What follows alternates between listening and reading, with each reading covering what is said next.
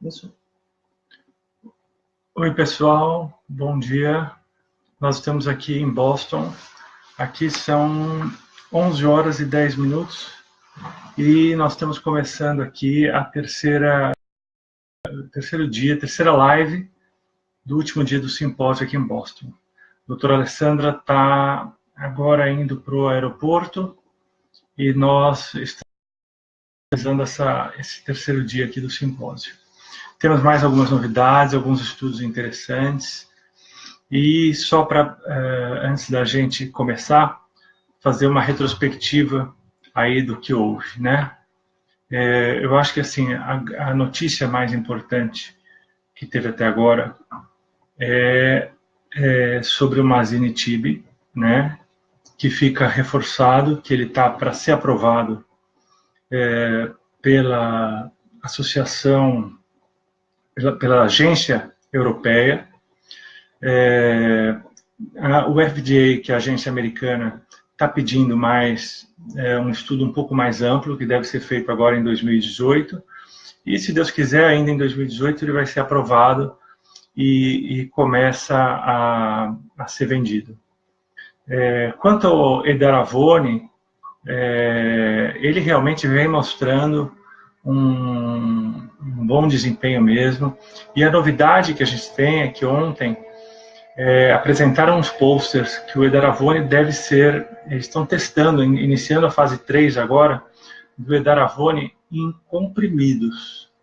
Assim não vai precisar ter esse custo tão alto, não vai ser dado na veia, e em doses mais altas, para ver se tem um efeito melhor do que apresentou até agora o Edaravone, tá? Esse estudo também deve ficar pronto entre 2018 e 2019. Dessa forma, a gente acredita que para o ano que vem, ou no máximo para o outro, nós vamos ter duas novidades. Então, o Edaravone em comprimidos e o Mazinitib, que vai ser aprovado, provavelmente primeiro na Europa e depois no FDA. Falando das novidades de hoje, a gente teve hoje uma aula muito interessante, que falou sobre a importância do colesterol alto, dos altos níveis de colesterol e de triglicérides no sangue. A gente vai publicar mais tarde os slides dessa apresentação.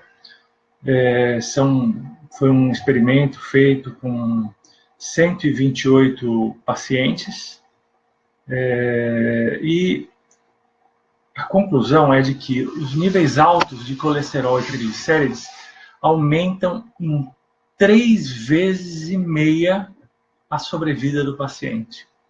É um número gritante, né? Eles triplicam a sobrevida do paciente. Então, a gente vai publicar esse estudo explicando direitinho como é que foi feito, como é que quais os níveis de colesterol, enfim. Tudo detalhadamente para vocês entenderem. Lembrando que a doutora Alessandra, que saberia explicar melhor do que eu como é que foi feito esse estudo e os detalhes técnicos, não está aqui presente porque já está voltando para o Brasil, tá bom? Mas é um estudo muito, muito interessante e o resultado é esse mesmo, olha, altos níveis de colesterol são associados com o aumento de sobrevida de 3,25 vezes nos pacientes de ELA. Aqui eles não chamam mais ELA, eles chamam de Spectrum de ELA com DFT, tá? Então, assim, é uma coisa muito interessante e eu acho que a gente tem que ficar ligado nisso. E é uma coisa que deve ser estudada mais, e a gente vê, claro, que tem pacientes que são cardíacos, isso precisa ser tomado atenção.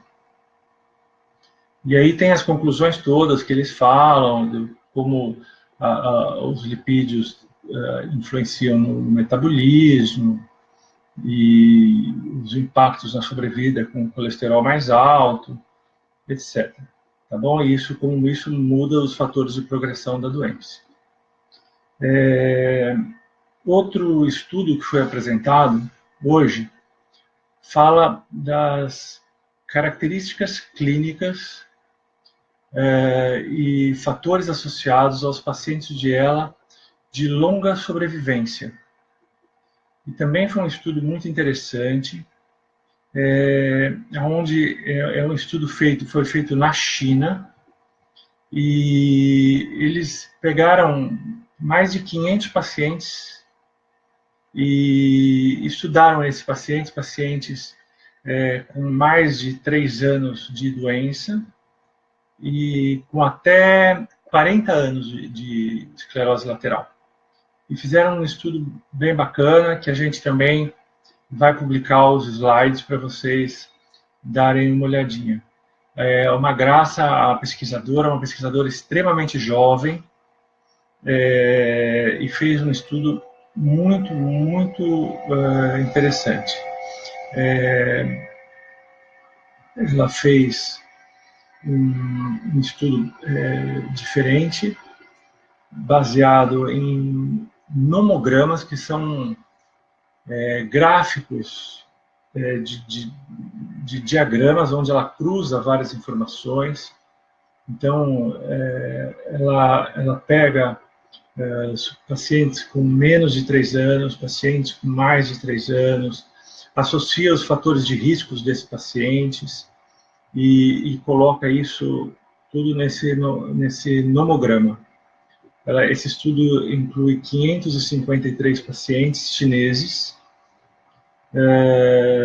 387 pacientes foram escolhidos entre 2009 e 2012 e 166 pacientes entre 2013 e 2014.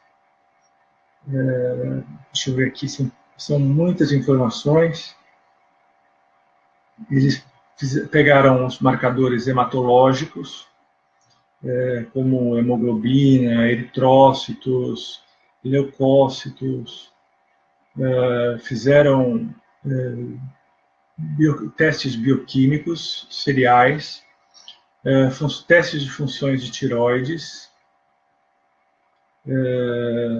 os scores de ALS, FR, SR, progressão de doença, tratamentos com medicação, com VNI, comorbidades, análises estatísticas, e com toda essa informação, com base em tudo isso, eles formularam esses nomogramas, que são gráficos que a gente vai publicar para vocês. São um pouco complexos, são bem sofisticados, mas que ajudam a entender a doença. Desses 553 pacientes, 305 são homens e 55, a idade média de 55 anos, e 120 pacientes são bulbares, e com 16 meses de diagnóstico de média, e levaram 16 meses para serem diagnosticados de média, e com 3,2 anos de sobrevida. E aí foi feito, aí tem dezenas de gráficos que a gente vai postar para vocês, onde ela faz. E aí ela consegue aqui formar o primeiro fatores associados à sobrevivência. Alta creatinina, alta creatina quinase, uso de ventilação não invasiva, e os fatores que não levam à sobrevivência são idade mais alta no diagnóstico, progressão rápida da doença e fatores que ajudam na sobrevivência. Aqui uma surpresa: diabetes, junto com a ELA, é um fator que agrega na sobrevivência.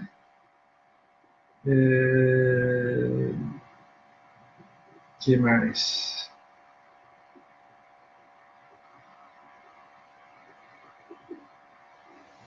Acho que, bem, o resto eu vou ter que pôr aqui para vocês. A creatinina, CK, tudo isso ajuda. E eles falam aqui que o Riluzol ajuda, a ventilação não invasiva. Bem, é isso. Tem muita informação, muito gráfico, muita coisa, mas aí a gente tem que passar esses gráficos para vocês irem lendo com calma aí. Não dá para eu falar aqui, realmente está tudo em inglês, muitos gráficos, e aí para interpretar aqui na live eu não consigo. E o próximo trabalho é sobre biomarcadores e o tempo de diagnóstico, né? E aqui, o que eles fazem nessa pesquisa? Eles mostram que você tem como antioxidativo a função do sódio 1, fatores genéticos, a redução intrínseca de antioxidantes. Essas coisas melhoram os fatores. E o hipermetabolismo, as disfunções, alguns tipos de ocupação, estilo de vida, trauma, fatores genéticos, fatores psicológicos, estresse, hipóxia, má nutrição, tudo isso pode piorar a doença. De novo, eles põem aqui que a creatina quinase, em níveis baixos, é um fator que pode vir a piorar a doença. A creatinina em fatores altos e a albumina em níveis altos. Tudo isso encurtam a sobrevida do paciente.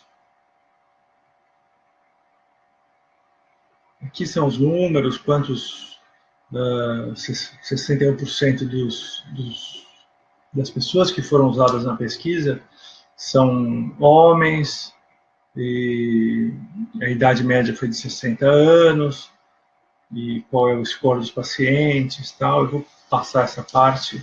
Foram pegar gente de mais de 12 estados americanos. 88% dos pacientes são 355 pacientes que participaram da pesquisa, 88% de cor branca, 6% de afro-americanos, 2% de asiáticos e 4% de hispano-latinos. E aí separa por educação, tal, os participantes.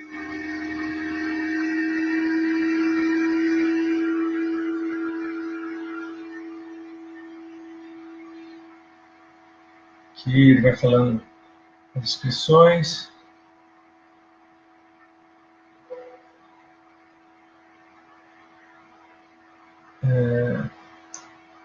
Eles fazem os biomarcadores utilizando ácido úrico, utilizando creatinina e alguns outros tipos de marcadores.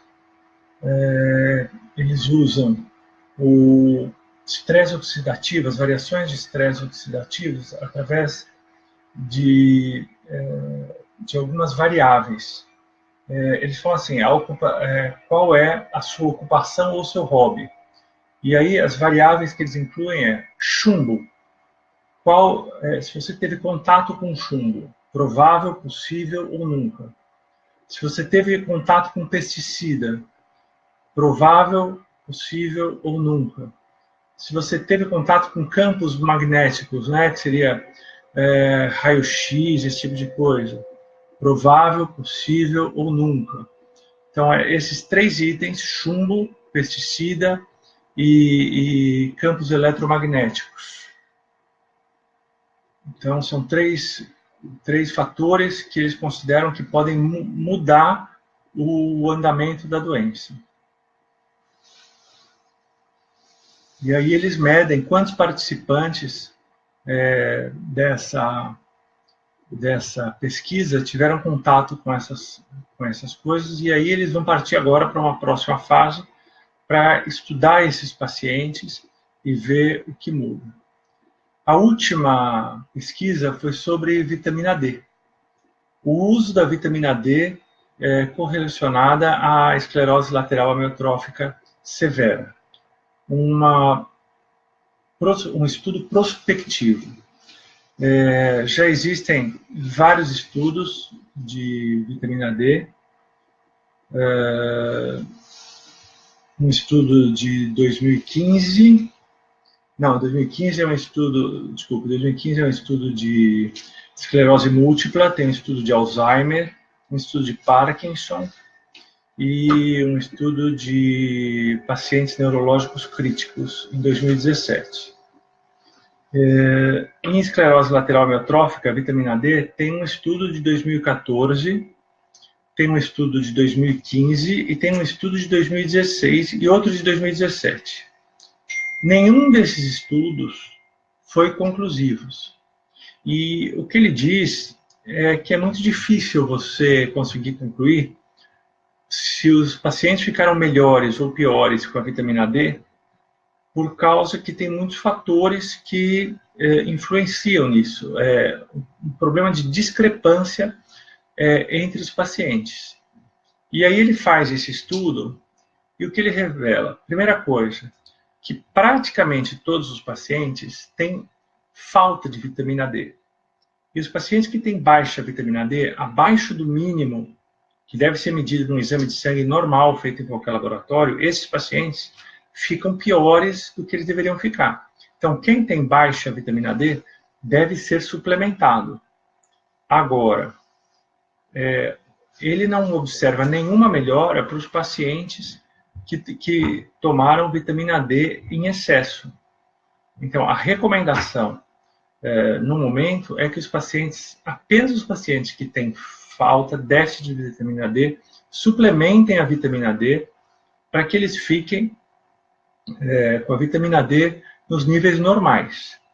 Ele não consegue comparar o trabalho dele com os trabalhos anteriores e nem concluir se a vitamina D em altas doses seja boa para o paciente dela, porque ele não consegue essa comparação, porque tem paciente que é mal nutrido, tem paciente que não usa ventilação mecânica, tem paciente que toma Riluzol, outro não toma. Então é muito difícil para ele, na pesquisa, conseguir identificar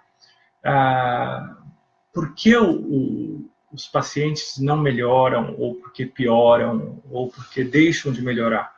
Ele não consegue atribuir à pesquisa dele e nem comparar a dele com as anteriores, e nem culpar ou isentar a vitamina D. Entendeu? Então, a única recomendação que ele consegue dar com o final do trabalho dele é pacientes que têm baixa vitamina D, abaixo do mínimo que é feito no exame de sangue, devem sim suplementá-las para que elas fiquem em ordem. Só isso. Não há nenhuma recomendação para que use uma alta taxa, como parece que há já trabalhos que provam que a vitamina D é boa em altas doses na esclerose múltipla. Na ELA, não. Por enquanto, essa é a posição. Tá bom? Sobre uma mudança de conceito da cognição, né? Até muitos anos atrás, a gente sempre bateu nessa tecla que o paciente de ELA era um paciente que tinha um problema no seu corpo, né? Perdia as funções físicas, mas tinha o seu cognitivo, a sua mente preservada. Hoje a gente sabe que um número grande de pacientes de ELA tem um problema de demência frontotemporal. É um número grande, crescente, ainda não tem estudos para dar esse número com certeza, mas algo em torno de 20% dos pacientes de ELA apresentam demência frontotemporal. Aqui eles já estão chamando de síndrome de espectro, né? Eles falam em ALS-FTD Spectrum, quer dizer, espectrum de ELA com demência frontotemporal. Eles já reuniram as duas doenças numa coisa só. Então, é muito importante que os médicos, quando o paciente começa a ter um comportamento diferente, mais agressivo enfim, que pareça mesmo com uma demência, se alerte para esse caso. A demência normalmente aparece junto com a esclerose lateral amiotrófica, mas também isso não é uma regra, tá? Tem muitos estudos foram apresentados aqui. A gente não consegue acompanhar todos os estudos, porque eles aparecem, eles acontecem em 3 salas ao mesmo tempo. Então, enquanto tem uma sala falando de assuntos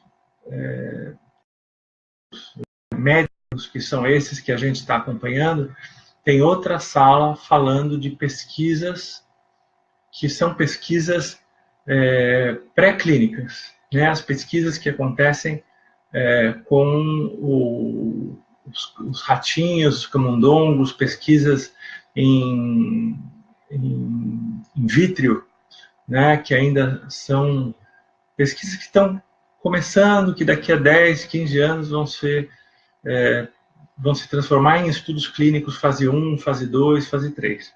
Então, essas pesquisas a gente não está acompanhando. Não tem como a gente está, eu e a Alessandra, a gente se divide em 1 ou 2 salas, mas não dá para estar nas 3 salas ao mesmo tempo.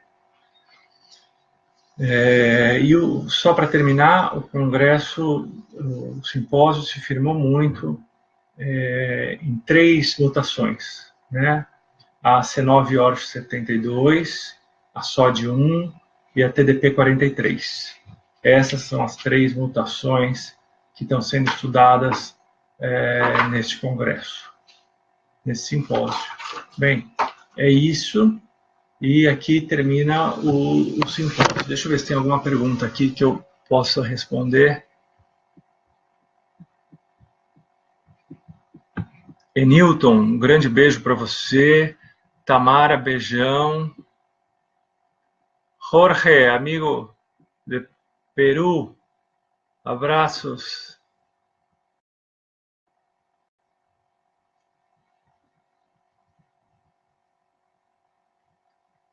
Valéria, beijo. Rosângela, que bom você aqui com a gente. Arthur, Roberto Morales, Raquelice. Bem, gente, eu acho que é isso. Mandei. Rosângela, um beijo. Bem, pessoal, eu acho que é isso. Nós vamos ficar por aqui. E agora a gente já vai embora,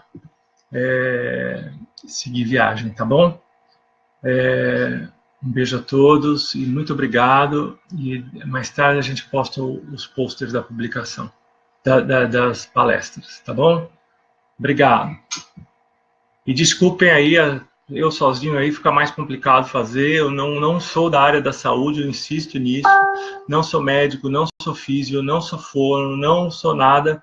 Então é mais difícil de entender e interpretar tudo isso. Seu Arthur, qual a nota que eu dou da esperança para todos? Eu queria terminar, então, voltando, dizendo uma coisa. Eu nunca tive dúvida que a cura da esclerose lateral amiotrófica fosse chegar. Um dia ela vai chegar. Mas eu nunca soube quando e se um dia eu fosse vê-la. Hoje, eu saio daqui com a certeza absoluta de que muitos de nós vai ver essa cura. A cura da esclerose lateral amiotrófica virá através da terapia gênica. Essas mutações genéticas que a gente está vendo, C9orf72, SOD1, TDP43, vários tipos de ELA familiar, são mutações genéticas. É um gene que tem um erro, tem uma mutação, e essa mutação é que causa a doença. Hoje, a terapia gênica, ela já consegue consertar o gene. Então, ela consegue fazer com que o gene que está errado se torne correto. É assim que a amiotropia medular espinhal, que é muito semelhante, os sintomas são muito semelhantes a ela, são aquelas criancinhas que apesar de pequenininhas, já têm gastro, tráqueo e ficam totalmente sem movimento.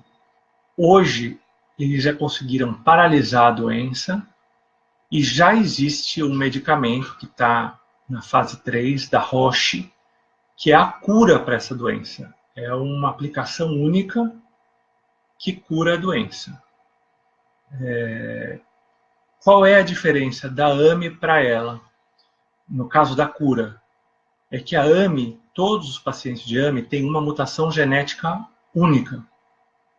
E a ela, como a gente está falando, são dezenas de mutações genéticas.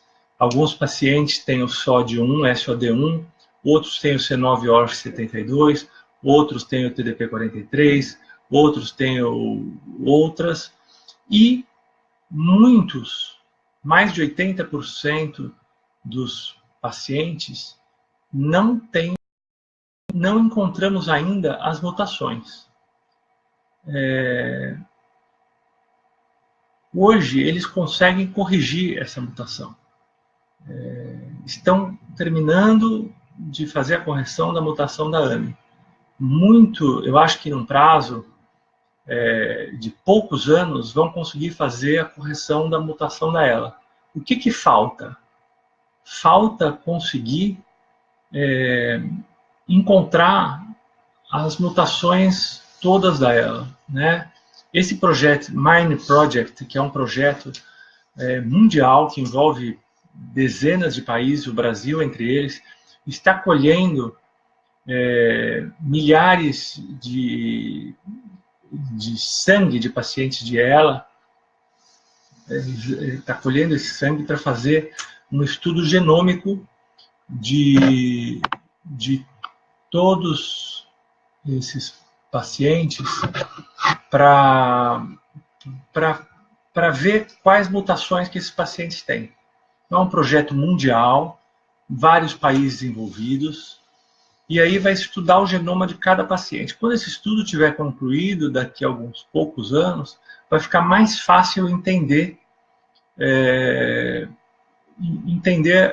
qual é a mutação que todo mundo tem, entender ela e aí sim buscar a cura genômica ou genética, como vocês preferirem, da ela. Eu estou falando em palavras mais fáceis, e isso não é tão simples, mas fica claro entender que a cura irá chegar. Talvez daqui a 10 anos, não sei. Talvez um pouco menos, um pouco mais, mas vai chegar. O caminho está traçado. Hoje a gente sabe que célula-tronco não é o caminho. Não foi apresentado no simpósio, foram apresentadas aqui, depois eu posso até escrever, mas mais de 100 aulas. Nenhuma de célula-tronco. A gente sabe hoje que célula-tronco pode ser usada como um biomarcador. Você injeta ela e vê o caminho, o que ela faz. Mas ela não é a cura. Mas a gente sabe que a genética, a genômica, o tratamento genômico é a cura. Então vamos seguir esse tratamento. Demora? Está no começo? Tá. mas ele vai caminhar para a cura. É isso que a gente tem que buscar. E nós vamos conseguir. Tinham aqui pela primeira vez na história de um simpósio de esclerose lateral amiotrófica, nós tínhamos aqui mais de 1.000 pessoas no simpósio, tinham 1.200 pessoas presentes aqui. Isso é um número desses 1.200, tirando eu, que não sou da área, não sou cientista, nós tínhamos aí praticamente 1.000 cientistas, 1.000 pessoas pesquisando a cura. Então, assim, é certeza de que a cura está muito próxima. Então, vocês podem ter certeza do que eu estou falando. É claro que o próximo que eu digo não é daqui a 1 ou 2 anos, mas ela está próxima, ela está visível, coisa que ela nunca esteve. Então, seu Arthur, respondendo, eu dou uma nota 10 para a esperança. Nós temos que ter muita esperança, porque pela primeira vez a gente vê de fato uma luz no fim do túnel. Mesmo que ela esteja um pouco longe, principalmente para o paciente, que eu sei que é difícil falar daqui a 10 anos, muitos vão dizer daqui a 10 anos eu não estou mais aqui. Eu podia dizer ano que vem, tal, mas eu não sei, não ser verdadeiro. Pode ser que chegue antes de 10 anos, 5, 6. Eu quero dizer que nos próximos 2, 3 anos, cura, na palavra cura, de retomar os sintomas, não vai ter. A gente pode encontrar alguma coisa que pare a doença. Isso pode aparecer nos próximos anos. Mas curar a doença, eu acho que isso demora um pouco. Eu falo em 10, pode ser 6, a gente não sabe. Às vezes descobre alguma coisa mais rápida, entra mais dinheiro para as pesquisas, enfim, eu não sei. Não é num futuro tão perto de 2 ou 3 anos. Mas a gente já vê uma luz, é a primeira vez que se vê uma luz no fim do túnel. Isso me deixa muito feliz. Tá bom? É isso, pessoal. Um beijo para todos e até mais.